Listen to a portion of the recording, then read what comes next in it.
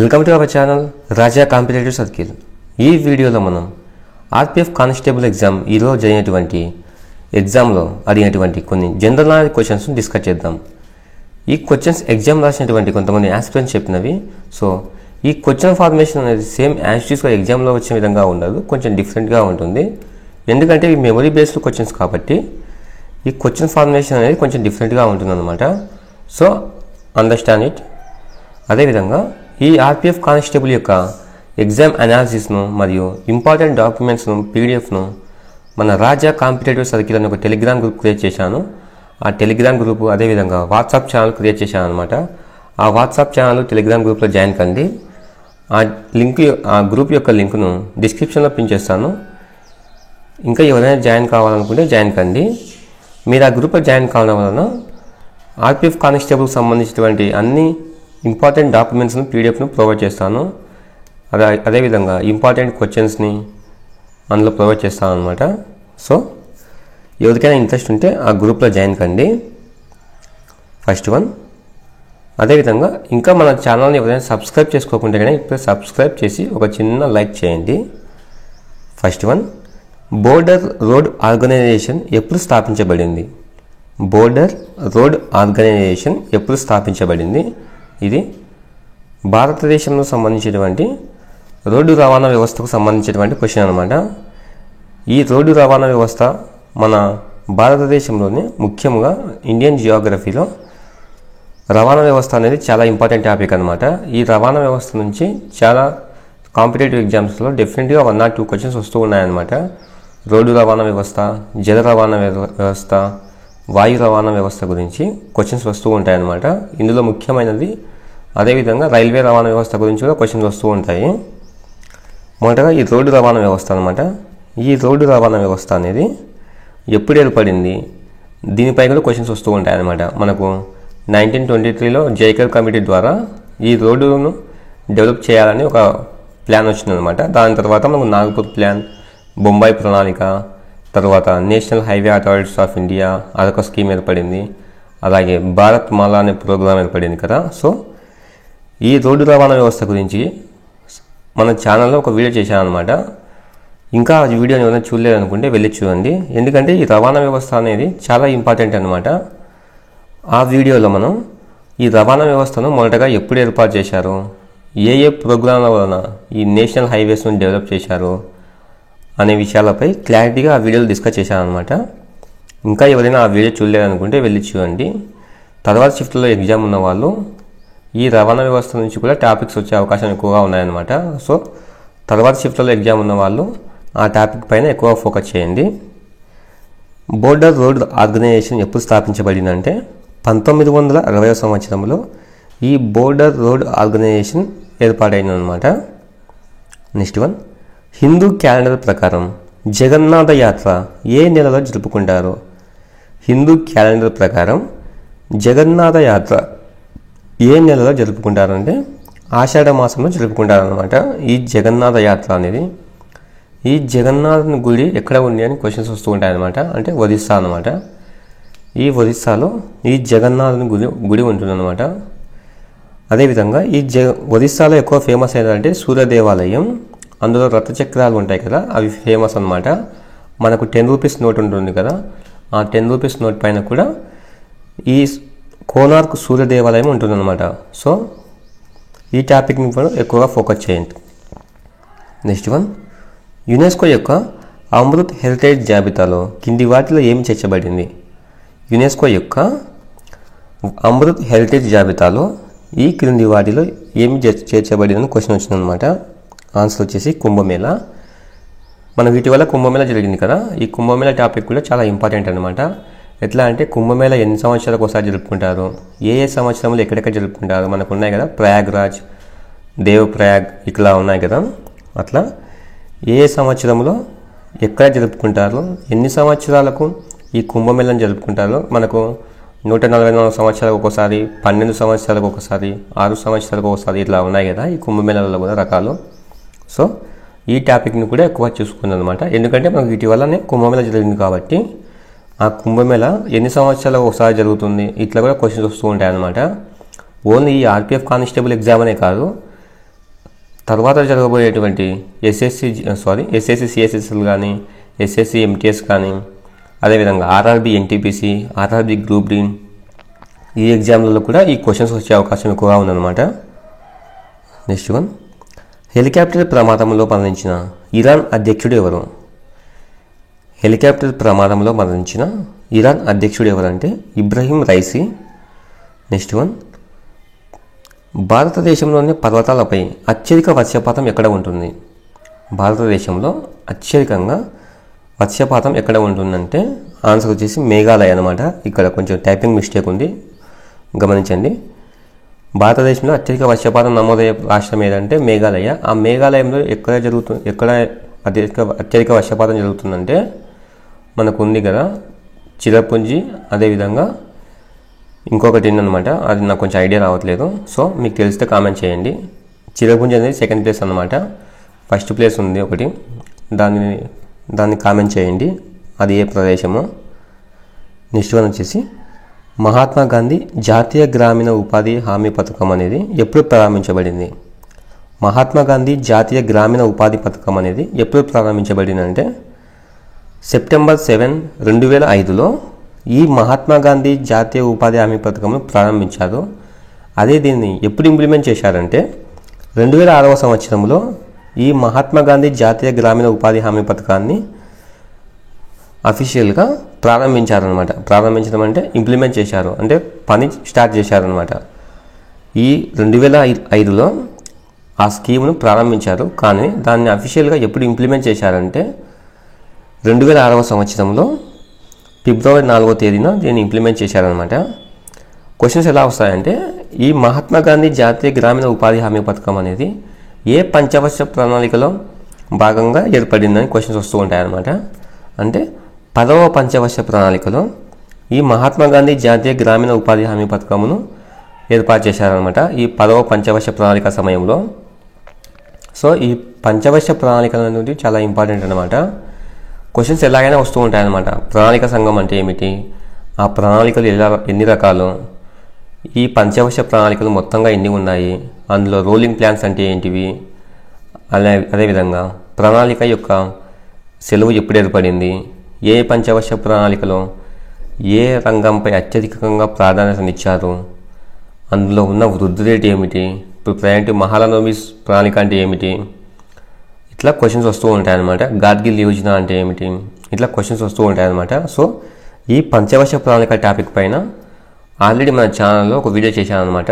ఈ పంచవర్ష ప్రణాళికలను సింపుల్గా అందరికీ అర్థమయ్యే విధంగా ఒక నోట్స్ ప్రిపేర్ చేసి అందులో అప్లోడ్ చేశాను. ఇంకా ఆ వీడియోని ఏమన్నా చూడలేదు అనుకుంటే వెళ్ళి చూడండి. తర్వాత షిఫ్ట్లో ఎగ్జామ్ ఉన్న వాళ్ళకి ఇది చాలా ఉపయోగపడుతుంది. అదేవిధంగా ఆర్పిఎఫ్ కానిస్టేబుల్ అయిపోయిన తర్వాత మనకు RRB NTPC, RRB group D ఎగ్జామ్లు జరుగుతాయి కదా, అందులో కూడా వచ్చే అవకాశాలు ఎక్కువగా ఉన్నాయన్నమాట ఈ పంచవర్ష ప్రణాళికల టాపిక్. నెక్స్ట్ వన్ వచ్చేసి థార్ ఏడాది యొక్క ప్రత్యేకత ఏమిటి? థార్ ఏడాది యొక్క ప్రత్యేకత ఏమిటి అంటే అందులో ఇసుక దిబ్బలు ఎక్కువగా ఏర్పడుతూ ఉంటాయన్నమాట.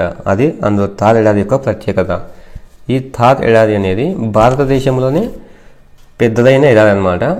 ఈ థార్ ఏడాది ఏ రాష్ట్రంలో ఉందంటే రాజస్థాన్ రాష్ట్రంలో ఉందన్నమాట.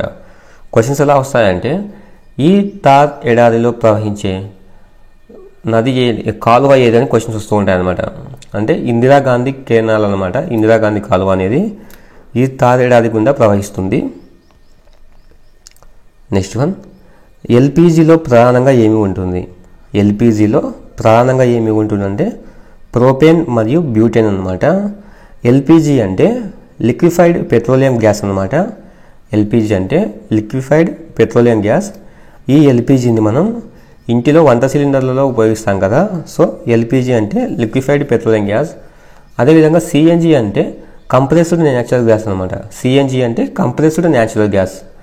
ఎట్లా అంటే ఈ సిఎన్జిని ఎలా ఉపయోగిస్తారంటే మనకు వెహికల్స్ ఉంటాయి కదా, ఈ సిఎన్జితో నడిచే వెహికల్స్ కూడా ఉంటాయన్నమాట. ఆటోస్ కానీ బైక్స్ కానీ ఇట్లా ఎక్కువగా ఢిల్లీ ప్రాంతంలో ఈ సిఎన్జి పైన నడిపే వాహనాలు ఎక్కువగా ఉన్నాయన్నమాట. నెక్స్ట్ వన్, 38వ జాతీయ క్రీడలు ఎక్కడ జరిగాయి? 38వ జాతీయ క్రీడలు ఎక్కడ జరిగాయి అంటే ఉత్తరాఖండ్ రాష్ట్రంలో అనమాట. నెక్స్ట్ వన్, సింబెక్స్ 2024 ఎక్కడ నిర్వహించబడింది? సింబెక్స్ 2024 ఎక్కడ నిర్వహించబడింది అంటే విశాఖపట్నం అన్నమాట, ఆంధ్రప్రదేశ్ రాష్ట్రంలో. నెక్స్ట్ వన్, 3 రుద్ర సూపర్ కంప్యూటర్లను ఎవరు ప్రారంభించారంటే ప్రధాని నరేంద్ర మోడీ గారు. నెక్స్ట్ వన్, భారత రాజ్యాంగంలోని ఆర్టికల్ 16(2) దేనికి సంబంధించిందని క్వశ్చన్ వచ్చింది అంటే మతము, జాతి, కుల, లింగం, మూలం, పుట్టిన ప్రదేశం ఇట్లాంటి వివక్ష చూపకుండా కుల వివక్షను చూపడానికి నిషేధిస్తుంది అనమాట ఈ ఆర్టికల్ 16 అనేది. సో ఈ ఆర్టికల్స్లో కూడా చాలా ఇంపార్టెంట్ అనమాట. ఈ ఆర్టికల్స్ టాపిక్ పైన కూడా మన ఛానల్లో ఒక వీడియో చేశాను అనమాట. ఈ ఆర్టికల్స్ చాలా ఎక్కువగా ఉన్నాయి కదా, అందులో ముఖ్యమైన ఆర్టికల్స్ని ప్రిపేర్ చేసి దానిని ఒక వీడియో రూపంలో మీకు అందించాను. ఇంకా ఆ వీడియోని ఏమన్నా చూడలేదనుకుంటే ఇప్పుడే వెళ్ళి చూడండి. ఎందుకంటే ఈ ఆర్పిఎఫ్ కానిస్టేబుల్ ఎగ్జామ్ అనే కాదు, ఏ కాంపిటేటివ్ ఎగ్జామ్లో అయినా సరే ఈ ఆర్టికల్స్ టాపిక్ నుంచి డెఫినెట్గా 1 మార్క్ అనేది వస్తూ ఉంటుంది అనమాట. సో ఈ ఆర్టికల్స్ టాపిక్ పైన కూడా తర్వాత షిఫ్ట్లలో ఎగ్జామ్ ఉన్న వాళ్ళు ఎక్కువగా ఫోకస్ చేయండి. నెక్స్ట్ వన్, భారతదేశంలోని ఏ రాష్ట్రంలో బిహు ఫెస్టివల్ని జరుపుకుంటారు అంటే అస్సాం అన్నమాట. ఈ రాష్ట్రాలు మరియు వాటికి సంబంధించినటువంటి ప్రధాన పండుగలు వాటిపైన కూడా ఎక్కువగా క్వశ్చన్స్ వస్తూ ఉంటాయి అన్నమాట. సో తర్వాత షిఫ్ట్లో ఎగ్జామ్ ఉన్న వాళ్ళు ఈ టాపిక్ పైన కూడా ఎక్కువగా ఫోకస్ చేయండి. అంటే బిహు ఫెస్టివల్ ఏ రాష్ట్రంలో జరుపుకుంటామంటే అస్సాం రాష్ట్రంలో. నెక్స్ట్ వన్, భారతదేశంలోని పశ్చిమ తీర మైదానం ఎక్కడి వరకు విస్తరించి ఉంది? భారతదేశంలోని పశ్చిమ తీర మైదానం ఎక్కడి వరకు విస్తరించి ఉందంటే గుజరాత్ తీరము నుండి కేరళ తీరం వరకు విస్తరించిందనమాట ఈ భారతదేశంలోని పశ్చిమ తీరం. అదే తూర్పు తీరం ఎక్కడి వరకు విస్తరించిందంటే మనకు పశ్చిమ బెంగాల్ నుంచి ఇట్లా తమిళనాడు వరకు విస్తరించిందనమాట. సో మన భారతదేశంలోనే తీరరేఖ రాష్ట్రాలు ఏంటివని క్వశ్చన్స్ వస్తూ ఉంటాయి అన్నమాట. మన భారతదేశంలో తీరరేఖ రాష్ట్రాలు ఏంటివేమి ఉన్నాయి, అందులో అతి పొడవైన తీరరేఖ రాష్ట్రం ఏది, అతి తక్కువ తీరరేఖ రాష్ట్రం కలిగిన రాష్ట్రం ఏది, అతి తక్కువ అసలుకు ఈ తీరరేఖ కలిగిన ఏకైక కేంద్రపాలితం ఏంటి, అందులో ఉన్న కేంద్రపాలిత ప్రాంతాలు ఏంటి, ఇట్లా క్వశ్చన్స్ వస్తూ ఉంటాయన్నమాట. సో ఈ భారతదేశంలో ఉన్నటువంటి తీరరేఖ ప్రాంతం వెంబడి ఉన్నటువంటి రాష్ట్రాల గురించి కూడా కొంచెం డెప్త్గా చదవండి తర్వాత షిఫ్ట్లో ఎగ్జామ్ ఉన్న వాళ్ళు. అదేవిధంగా ఈ భారతదేశంలో అత్యధిక తీరరేఖ పొడవు ఉన్న రాష్ట్రం ఏది అని క్వశ్చన్స్ వస్తూ ఉంటాయి అన్నమాట. అంటే గుజరాత్ అనమాట. అదేవిధంగా సెకండ్ ప్లేస్ ఏదంటే తమిళనాడు. ఇంతకుముందు ఆంధ్రప్రదేశ్ ఉండేది కానీ దాని స్థానంలో తమిళనాడు వచ్చిందనమాట ఇటీవల విడుదల చేసిన రిపోర్ట్స్ ప్రకారం. నెక్స్ట్ వన్ వచ్చేసి భారతదేశంలోని అతిపెద్ద ఓడరేవు ఏది? భారతదేశంలోనే అతిపెద్ద ఓడరేవు ఏది అంటే ముంబై పోర్ట్ అనమాట. భారతదేశంలోని అతిపెద్ద ఓడరేవు ఏది అంటే ముంబై పోర్టు. అదేవిధంగా సహసిద్ధంగా ఏర్పడిన ఓడరేవు ఏదంటే విశాఖపట్నం అనమాట. సో ఇట్లా ఈ ఓడరేవుల టాపిక్ పైన కూడా ఎక్కువ క్వశ్చన్స్ వస్తూ ఉంటాయి అన్నమాట. సో తర్వాత షిఫ్ట్లో ఎగ్జామ్ ఉన్న వాళ్ళు ఈ టాపిక్ పైన కూడా ఎక్కువ ఫోకస్ చేయండి. నెక్స్ట్ వన్, బాబా షహమాల్ ఏ విప్లవంలో మరణించారు? బాబా షహమాల్ ఏ విప్లవంలో మరణించారంటే 1857వ సంవత్సరంలో మరణించారనమాట. నెక్స్ట్ వన్, రాజీనామా చేయాలనుకుంటున్న హైకోర్టు న్యాయమూర్తి తన యొక్క రాజీనామా లేఖను ఎవరికి పంపాలి? రాజీనామా చేయాలనుకున్న హైకోర్టు న్యాయమూర్తి తన యొక్క రాజీనామా లేఖను ఎవరికి పంపాలంటే రాష్ట్రపతికి పంపాలన్నమాట. Next one, the blue umbrella పుస్తకాన్ని ఎవరు రాశారు? ది బ్లూ అంబ్రెల్లా పుస్తకాన్ని ఎవరు రాశారంటే రస్కిన్ బాండ్ అనమాట. సో ఈ పుస్తకాలు మరియు వాటి యొక్క రచయితల గురించి కూడా నిన్న జరిగినటువంటి షిఫ్ట్లలో కూడా ఎక్కువ క్వశ్చన్స్ వచ్చాయన్నమాట. సో తర్వాత షిఫ్ట్లో ఎగ్జామ్ ఉన్న వాళ్ళు ఈ టాపిక్ పైన కూడా ఎక్కువ ఫోకస్ చేయండి, పుస్తకాలు మరియు వాటికి సంబంధించినటువంటి రచయితల గురించి కూడా. నెక్స్ట్ వన్, మీరాబాయి ఎవరి కూతురు? మీరాబాయి ఎవరి కూతురు అంటే సెయింట్ రైడాస్ అనమాట. ఈ మీరాబాయి ఎవరి కూతురు అంటే సెయింట్ రైడాస్ అనమాట. ఈ మీరాబాయి గారు భారతదేశ చరిత్రలో ఏ పార్ట్లో వస్తారంటే మనకు భారతదేశంలో జరిగినటువంటి మొదటి స్వాతంత్ర సంగ్రామం అయినటువంటి 1857 ఉంది కదా, అందులో సిపాయిల తిరుగుబాటు ఉంటుంది కదా, అందులో ఈ మీరాబాయి గారు టాపిక్ వస్తుందన్నమాట. సో ఈ 1857వ సంవత్సరం జరిగినటువంటి సిపాయిల తిరుగుబాటు గురించి కూడా ప్రీవియస్ షిఫ్ట్లో కూడా క్వశ్చన్స్ వచ్చాయన్నమాట. సో తర్వాత షిఫ్ట్లో కూడా క్వశ్చన్స్ వచ్చే అవకాశం ఉంది. సో ఆ టాపిక్ పైన కూడా ఎక్కువ ఫోకస్ చేయండి. తర్వాత షిఫ్ట్లో ఎగ్జామ్ ఉన్న వాళ్ళు. నెక్స్ట్ వన్, భారతదేశంలోని అస్సాం రాష్ట్రం ఎన్ని దేశాలతో సరిహద్దు కలిగి ఉంది? భారతదేశంలోని అస్సాం రాష్ట్రం ఎన్ని దేశాలతో సరిహద్దు కలిగి ఉందంటే 2 దేశాలు అన్నమాట. ఆ దేశాలు ఏంటివంటే భూటాన్, అదేవిధంగా బంగ్లాదేశ్ అన్నమాట. సో రాష్ట్రాలు మరియు వాటికి సంబంధించినటువంటి సరిహద్దు ప్రాంతాలైన దేశాల గురించి కూడా క్వశ్చన్స్ వస్తూ ఉంటాయి అన్నమాట. ఎగ్జాంపుల్ ఏంటంటే భారతదేశం ఎన్ని దేశాలతో తన యొక్క సరిహద్దును కలిగి ఉంది, ఇట్లా క్వశ్చన్స్ వస్తూ ఉంటాయి అన్నమాట. నెక్స్ట్ వన్, హరిత విప్లవం యొక్క అత్యంత సానుకూల ప్రభావాన్ని ఏ రాష్ట్రం కలిగి ఉందంటే హరిత విప్లవం యొక్క అత్యంత సానుకూల ప్రభావాన్ని ఏ రాష్ట్రంలో కలిగి ఉందంటే పంజాబ్ రాష్ట్రం అన్నమాట. ఈ హరిత విప్లవాన్ని భారతదేశంలో హరిత విప్లవ పితామహుడు అని ఎవరిని అంటారంటే ఎంఎస్ స్వామినాథన్ గారిని. అదేవిధంగా ప్రపంచంలో హరిత విప్లవ పితామహుడు ఎవరంటే నార్మన్ బోర్లాగ్ అనమాట. నెక్స్ట్ వన్, భారతదేశంలోని ఏ సంస్థ రాజ్యాంగబద్ధమైనది అని క్వశ్చన్ వచ్చింది అంటే ఆర్థిక సంఘం అనమాట, ఆర్థిక సంఘం. నెక్స్ట్ వన్, భారత రాజ్యాంగంలోని ఏ ఆర్టికల్ రాష్ట్ర ప్రజాసేవల మరియు న్యాయ వ్యవస్థను అందిస్తుంది? భారత రాజ్యాంగంలోని ఏ ఆర్టికల్ రాష్ట్ర ప్రజాసేవలు మరియు న్యాయ వ్యవస్థను అందిస్తుంది? సో ఈ క్వశ్చన్ యొక్క ఆన్సర్ను మీరు కామెంట్ రూపంలో తెలియజేయండి. నెక్స్ట్ వన్, ఐసోలేట్ చేయడానికి తీసుకోవాల్సిన చర్యలపై ఏ ఆర్టికల్ తెలుపుతూ ఉంది అంటే ఆర్టికల్ 50 అనమాట. పునరావాసం గురించి తెలిపే ఆర్టికల్ ఏదంటే ఆర్టికల్ 50. ఈ ఆర్టికల్ టాపిక్ అనేది చాలా ఇంపార్టెంట్ అనమాట. ఈరోజు జరిగినటువంటి 3 షిఫ్ట్లలో కూడా ఈ ఆర్టికల్ టాపిక్ పైన ఖచ్చితంగా 1 మార్క్ అనేది వచ్చింది. సో తర్వాత షిఫ్ట్లలో ఎగ్జామ్ ఉన్న వాళ్ళు కూడా ఈ ఆర్టికల్ టాపిక్ పైన ఎక్కువగా ఫోకస్ చేయండి, ఎందుకంటే ప్రతి ఒక్క షిఫ్ట్లలో ఈ ఆర్టికల్ టాపిక్ పైన ఖచ్చితంగా ఒక క్వశ్చన్ వస్తుంది. నెక్స్ట్ వన్, భారత కేంద్ర హోంమంత్రి ఎవరు? భారత కేంద్ర హోంమంత్రి ఎవరు అని క్వశ్చన్ వచ్చింది. ఆన్సర్ వచ్చేసి అమిత్ షా అనమాట. సో ఈ క్యాబినెట్ మినిస్ట్రీస్ ఉన్నాయి కదా భారతదేశంలో సంబంధించినటువంటి కేంద్ర మంత్రుల లిస్టు, ఆ లిస్టుల గురించి కూడా క్వశ్చన్ వచ్చిందనమాట. ప్రీవియస్ షిఫ్ట్లో ఎలా వచ్చిందంటే కేంద్ర విద్యాశాఖ మంత్రి ఎవరని వచ్చిందనమాట. ఆన్సర్ వచ్చేసి ధర్మేంద్ర ప్రధాన్. ఈ రోజు షిఫ్ట్లలో కేంద్ర హోంశాఖ మంత్రి ఎవరని వచ్చింది అమిత్ షా అనమాట ఆన్సర్. సో ఈ కేంద్ర క్యాబినెట్ మినిస్ట్రీస్ పైన కూడా తర్వాత షిఫ్ట్లో ఎగ్జామ్ ఉన్న వాళ్ళు ఈ టాపిక్ పైన కూడా ఫోకస్ చేయండి. నెక్స్ట్ వన్, డిసెంబర్ 31, 2024 నాటికి గుర్తించబడిన స్టార్టప్ల సంఖ్య ఎంత? డిసెంబర్ 31, 2024 నాటికి గుర్తించబడిన స్టార్టప్ల సంఖ్య ఎంత అంటే 157,700 అనమాట.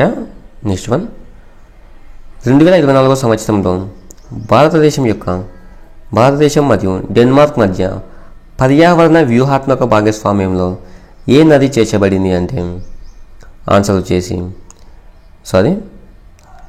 2024 భారతదేశం మరియు డెన్మార్క్ మధ్య పర్యావరణ వ్యూహాత్మక భాగస్వామ్యంలో ఏ నది చేర్చబడింది? ఈ క్లీన్ వాటర్ ప్రాజెక్ట్పై స్మార్ట్ ల్యాబొరేటరీ ప్రారంభించబడింది అని క్వశ్చన్ వచ్చిందనమాట.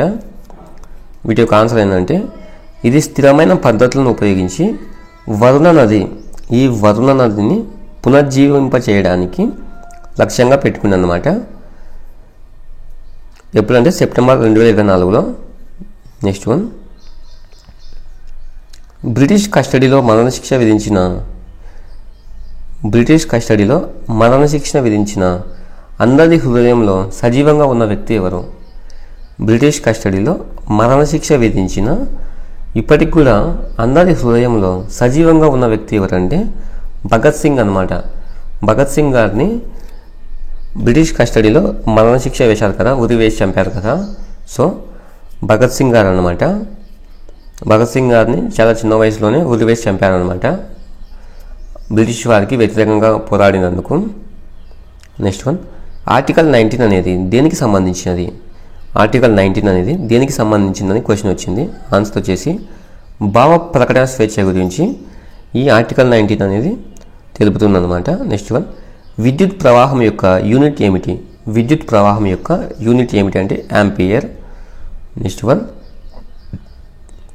ERNET ఏ ప్రయోజనం కోసం ఉపయోగించబడుతుంది? ERNET ఏ ప్రయోజనం కోసం ఉపయోగించబడుతుంది అంటే విద్య మరియు పరిశోధనా సంస్థల మధ్య కమ్యూనికేషన్ కోసం ఉపయోగించబడుతుందన్నమాట. అరేబియా సముద్రంలో ఉన్నటువంటి అతిపెద్ద ద్వీపం ఏది అంటే సోకోట్రా అనమాట. సోకోట్రా. నెక్స్ట్ వన్, తమిళనాడు రాష్ట్రంలో పొంగల్ ఏ రోజున జరుపుకుంటారు అంటే సంక్రాంతి ఏ రోజున జరుపుకుంటారంటే మనకు జనవరిలో మనకు సంక్రాంతి జరుగుతుంది కదా, అప్పుడున్న ఈ తమిళనాడులో మనకు సంక్రాంతి జరుపుకుంటారనమాట. ఈ 1858 తిరుగుబాటు తర్వాత బ్రిటిష్ యువరాణి విక్టోరియా రాణి మహర్గా ప్రకటించినప్పుడు మీర్ అనే బిరుదు పొందారు. ఆన్సర్ వచ్చేసి 1877 సంవత్సరం అనమాట. ఈ క్వశ్చన్ ఫార్మేషన్ అనేది కొంచెం డిఫరెంట్గా ఉంది, అర్థం చేసుకోండి. ఎందుకంటే ఈ క్వశ్చన్ అనేది సరిగ్గా చెప్పలేదు అనమాట, ఎగ్జాక్ట్గా ఆన్సర్ చెప్పలేదు, క్వశ్చన్ చెప్పలేదు. సో నేను ఎక్స్పెక్ట్ చేసి ఇట్లా క్వశ్చన్ రాశాను అనమాట. సో ఈ క్వశ్చన్ గురించి కూడా ఎవరికైనా తెలిసింటే అయినా ఆ రోజు షిఫ్ట్లో ఎగ్జామ్ రాసిన వాళ్ళు దయచేసి కామెంట్ చేయండి. ఎందుకంటే తర్వాత షిఫ్ట్లో ఎగ్జామ్ రాయబోయే వారికి ఇది యూజ్ అవుతుంది అనమాట. నెక్స్ట్ వన్, 1947లో జీడిపిలో గరిష్ట సహకారం ఎవరు కలిగి ఉన్నారంటే సేవారంగం అనమాట. ఈ సేవారంగంలోనే ఎక్కువగా జీడిపి అనేది ఉత్పత్తి అయ్యిందనమాట ఎక్కువగా. సో ఈ జీడిపి గురించి కూడా ప్రీవియస్ షిఫ్ట్లో క్వశ్చన్ వచ్చిందనమాట. తర్వాత షిఫ్ట్లో ఎగ్జామ్ ఉన్న వాళ్ళు ఈ టాపిక్ పైన ఎక్కువ ఫోకస్ చేయండి.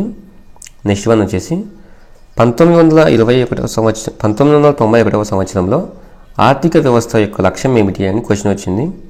అంటే ఇది పంచవర్ష ప్రణాళికలకు సంబంధించింది అనమాట. ఆన్సర్ వచ్చేసి ఆర్థిక వృద్ధి రేటును పెంచడానికి అనమాట.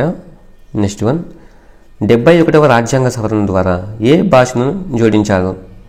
71వ రాజ్యాంగ సవరణ ద్వారా ఏ భాషలు జోడించారంటే కొంకణి, మణిపూరి మరియు నేపాలీ భాషలు అనమాట. సో ఈ నేపాలీ భాషలు, కొంకణి, మణిపూరి భాషలు కూడా 71వ రాజ్యాంగ సవరణలో చేర్చడమైనది.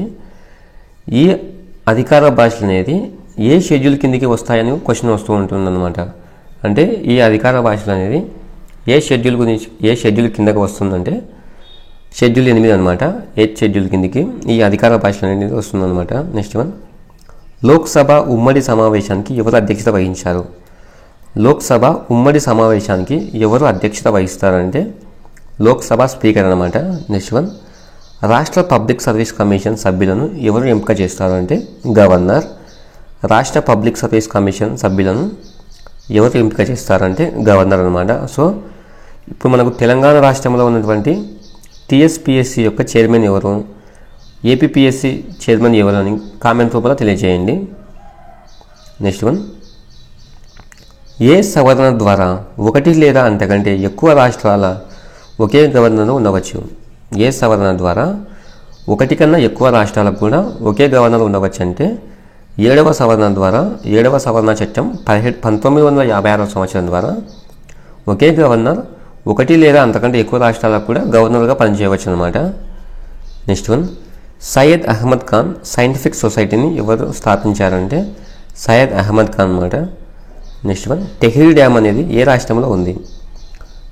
టెహ్రీ డ్యామ్ అనేది ఏ రాష్ట్రంలో ఉందంటే ఉత్తరాఖండ్ రాష్ట్రంలో ఉంది. ఈ టెహ్రీ డ్యామ్ అనేది ఏ రాష్ట్రంలో ఉందంటే ఉత్తరాఖండ్ రాష్ట్రంలో ఉంది. ఓకే గైస్, ఇది ఈరోజు షిఫ్ట్లో అనేటువంటి మొత్తం 3 షిఫ్ట్లో అనేటువంటి క్వశ్చన్స్ అనమాట. ఇంకా మన ఛానల్ని ఎవరైనా సబ్స్క్రైబ్ చేసుకోకుంటేనే ఇప్పుడు సబ్స్క్రైబ్ చేసి ఒక చిన్న లైక్ చేయండి. మీరు సబ్స్క్రైబ్ చేయడం వలన నేను పోస్ట్ చేసేటువంటి ఇలాంటి ఆర్పిఎఫ్ కానిస్టేబుల్ ఎగ్జామ్ అనాలిసిస్ని మిస్ కాకుండా ఉంటారు. అదేవిధంగా మన టెలిగ్రామ్ గ్రూప్లో కూడా జాయిన్ కండి. మీరు టెలిగ్రామ్ గ్రూప్లో జాయిన్ కావడం ద్వారా నేను పోస్ట్ చేసిన ప్రతి వీడియోను ఆ టెలిగ్రామ్ గ్రూప్లో పోస్ట్ చేస్తాను. అదేవిధంగా ఈ ఆర్పిఎఫ్ కానిస్టేబుల్ సంబంధించినటువంటి ఇంపార్టెంట్ డాక్యుమెంట్స్ని, పీడిఎఫ్ని అందులో పోస్ట్ చేస్తూ ఉంటాను అనమాట.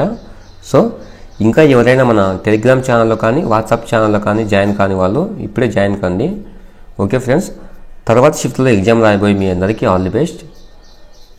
అదేవిధంగా ఈ ఆర్పిఎఫ్ కానిస్టేబుల్ ఎగ్జామ్కి సంబంధించినటువంటి ఏ జాగ్రత్తలు పాటించాలి, ఎగ్జామ్ సెంటర్కి ఎలా వెళ్ళాలి, ఎగ్జామ్ సెంటర్లో మనం ఏ డాక్యుమెంట్స్ని తీసుకుని వెళ్ళాలి ఎగ్జామ్ సెంటర్కి వెళ్ళిన తర్వాత, సో వీటిపై కూడా మన ఛానల్లో ఒక వీడియో చేశాను అనమాట క్లారిటీగా.